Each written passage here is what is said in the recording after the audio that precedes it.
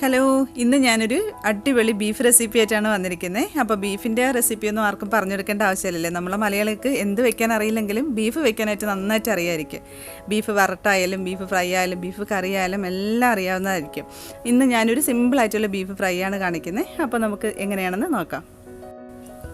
അപ്പോൾ അതിന് വേണ്ടിയിട്ട് ഞാനിവിടെ ഒരു 1/2 കിലോ ബീഫാണ് എടുത്തിരിക്കുന്നത്. കഴുകി വൃത്തിയാക്കി ചെറിയ പീസാക്കി കട്ട് ചെയ്ത് വെച്ചിട്ടുണ്ട്. പിന്നെ ഇതിലേക്ക് ഒരു 1/2 ടേബിൾ സ്പൂൺ മഞ്ഞൾപ്പൊടി, വലിയ സ്പൂണിൻ്റെ അളവാണ് കേട്ടോ പറയുന്നത്. 1.5 ടേബിൾ സ്പൂൺ കാശ്മീരി മുളക് പൊടി, 1 ടേബിൾ സ്പൂൺ മല്ലിപ്പൊടി, പിന്നെ ഒരു 1/2 ടേബിൾ സ്പൂൺ കുരുമുളക് പൊടി, 1/2 tablespoon garam masala, 1/2 tablespoon പെരുംജീരകത്തിൻ്റെ പൊടി, ആവശ്യത്തിന് ഉപ്പ്, പിന്നെ ഇതിലേക്ക് ഒരു 2-3 ടേബിൾ സ്പൂൺ വെളിച്ചെണ്ണ കൂടി ചേർത്ത് കൊടുക്കുന്നുണ്ട്. ഇതെല്ലാം കൂടി ചേർത്ത് കൊടുത്തതിന് ശേഷം ബീഫിൽ നന്നായിട്ട് ഇതൊന്ന് തേച്ച് തിരുമ്മി പിടിപ്പിക്കുക. അതിനുശേഷം ഇതൊരു മസാല പിടിക്കാൻ വേണ്ടിയിട്ട് നമ്മളൊരു അരമണിക്കൂറെങ്കിലും ഒന്ന് റെസ്റ്റ് ചെയ്യാൻ വെക്കണം. അതിനുശേഷം നമുക്കിതൊന്ന് കുക്കറിൽ കുക്ക് ചെയ്തെടുക്കാം. അപ്പോൾ കുക്ക് ചെയ്യുന്ന ടൈമിൽ ബീഫിലേക്ക് വെള്ളം ഒഴിച്ചെടുക്കേണ്ട ആവശ്യമില്ല. ബീഫിൽ നിന്ന് ഇറങ്ങുന്ന വെള്ളം മാത്രം മതി.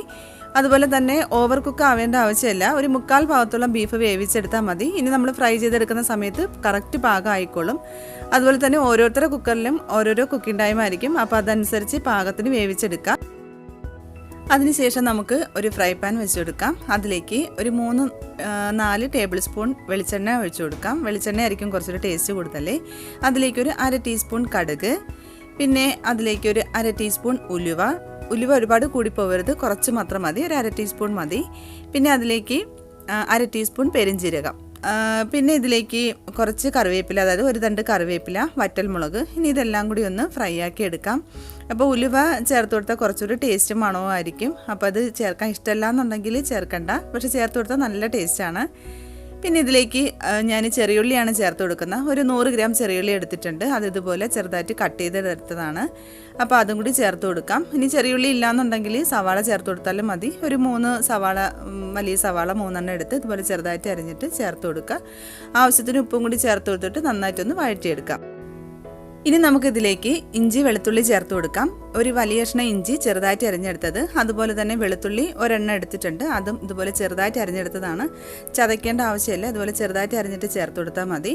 അപ്പോൾ അതും കൂടി ചേർത്ത് കൊടുത്തിട്ട് അതിൻ്റെ ഒരു പച്ചമണം മാറുന്നവരെ നന്നായിട്ടൊന്ന് വഴറ്റിയെടുക്കാം. അതിനുശേഷം ഇതിലേക്ക് നമുക്ക് കുറച്ച് തേങ്ങ ചേർത്ത് കൊടുക്കാം. അപ്പോൾ തേങ്ങയുടെ അളവ് കൃത്യമായിട്ട് പറയുന്നില്ല, നമ്മുടെ ഇഷ്ടത്തിനനുസരിച്ച് അത് ചേർത്ത് കൊടുക്കാം.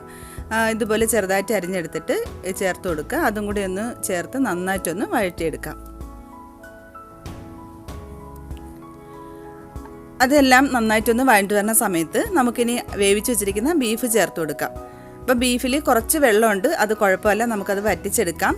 അതെല്ലാം ചേർത്ത് കൊടുത്തതിന് ശേഷം ഇത് നന്നായിട്ടൊന്ന് മിക്സ് ചെയ്ത് കൊടുക്കാം. കുറച്ച് തീ ഒന്ന് കൂട്ടി വയ്ക്കാം. ഒരു ഹൈ ഫ്ലെയിമിൽ തീ ഇട്ടതിന് ശേഷം ഈ വെള്ളം ഒന്ന് ഡ്രൈ ആക്കി എടുക്കണം. വെള്ളം വറ്റിച്ചെടുക്കുക. ബീഫ് ഒന്ന് ഡ്രൈ ആയി വരുന്ന സമയത്ത് നമുക്ക് തീ ഒന്ന് കുറച്ച് കൊടുക്കുക. എന്നിട്ട് ലോ ഫ്ലെയിമിൽ ഇട്ടിട്ട് നന്നായിട്ട് ഇതൊന്ന് ഫ്രൈ ആക്കി എടുക്കണം.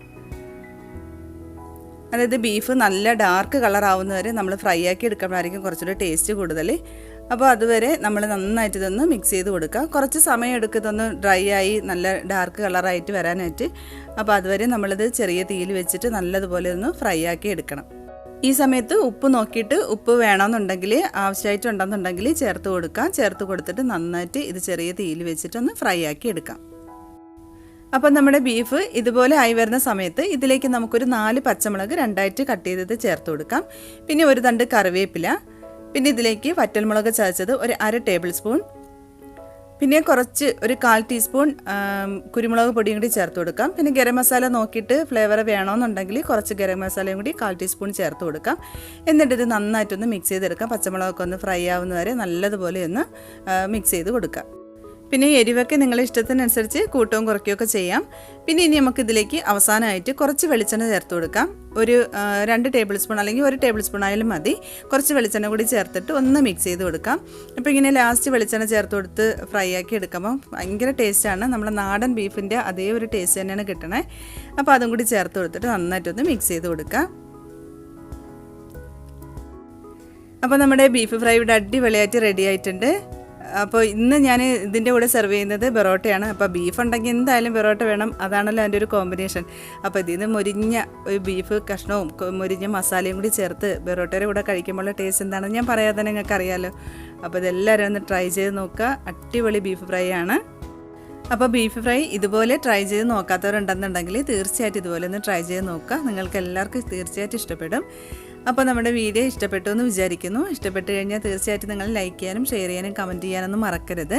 അപ്പോൾ നമ്മുടെ ചാനൽ ഇതുവരെയും സബ്സ്ക്രൈബ് ചെയ്യാതെ ആരെങ്കിലും കാണുന്നുണ്ടെങ്കിൽ തീർച്ചയായിട്ടും ഒന്ന് സബ്സ്ക്രൈബ് ചെയ്യുക.